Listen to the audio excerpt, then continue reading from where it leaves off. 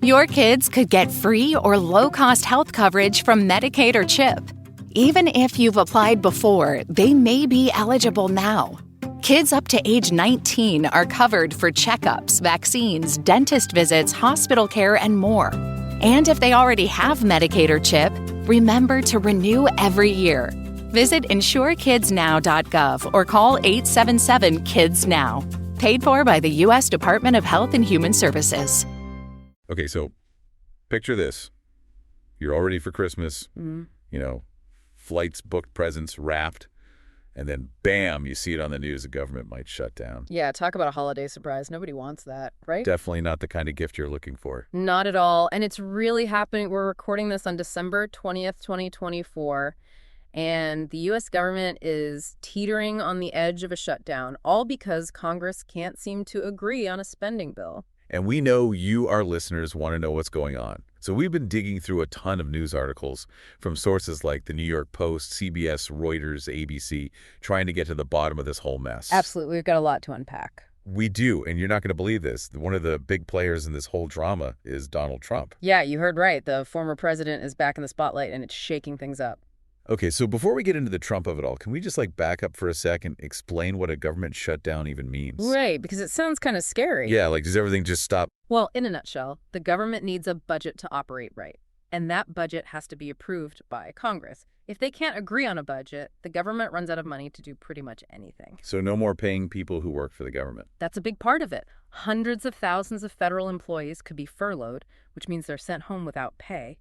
And then all sorts of government services get disrupted. Everything from national parks to passport processing could be affected. Wow, so it's not just a day off for everyone. Definitely not. It has a ripple effect throughout the whole economy. Think about it. Businesses that rely on government contracts could be put on hold. Travel could be disrupted because TSA agents are furloughed. The list goes on. So how did we even get to this point? Well, the government's fiscal year starts on October 1st. And ideally by then, Congress should pass a budget for the entire year. But this year, they couldn't agree. So they did what they often do. They kicked the can down the road with a temporary funding bill called a continuing resolution. Ah, so a Band-Aid solution. Exactly. It was supposed to give them until December 20th today to figure out a long-term plan, but as you can see, that didn't quite pan out. Clearly not. So they were trying to pass this big omnibus bill. What was in that thing anyway, and why did it fail? So this omnibus bill was massive, over 1,500 pages long, and it was basically supposed to fund the government through March 2025. It included all kinds of things: disaster relief money for Ukraine, military spending, even stuff about regulating artificial intelligence. It was a huge mixed bag. It's too complicated. Oh, it was, and that was part of the problem. Yeah. It became a political football with Democrats and Republicans fighting over pretty much everything. Some Republicans didn't like how much money it would spend. Others were unhappy with specific provisions like the aid to Ukraine or the AI regulations. It was just too much for them to agree on. So that's where Trump comes in with his own proposal, right? Yeah. Trying to save the day or maybe just stir the pot. Maybe a bit of both. His proposal was for a shorter-term funding bill, just 3 months' worth. It also included a suspension of the debt limit for 2 years, which would basically prevent the U.S. from defaulting on its debts. And it had a big chunk of money for disaster relief. Sounds like he was trying to find some middle ground. Yeah, you could see it that way, but it didn't really work out as planned. What happened? Well, both Democrats and Republicans pushed back against it. A lot of Democrats felt like it didn't address their key priorities, and some Republicans were just wary of anything that looked like a compromise with the Democrats. It also didn't help that Trump kind of threw this proposal out there at the last minute, which made a lot of people suspicious. So even Trump couldn't get everyone on board? Nope. It seems like even his influence has its limits. So let's get back to the shutdown.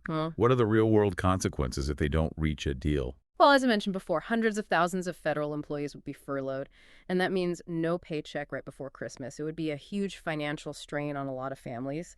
And then there are the disruptions to government services.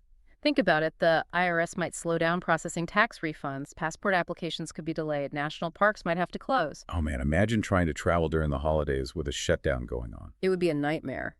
TSA lines would be longer, flights could be delayed or even canceled because of staffing shortages at airports.